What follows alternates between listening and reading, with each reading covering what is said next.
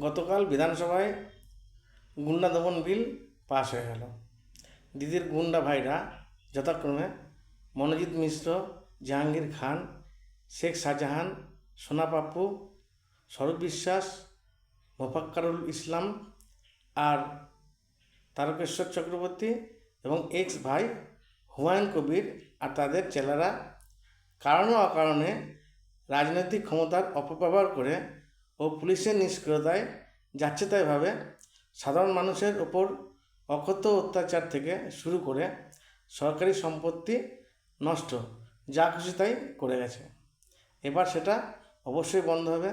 সে কারণে শান্তিপ্রিয় সাধারণ মানুষরা যার পরনায় খুশি।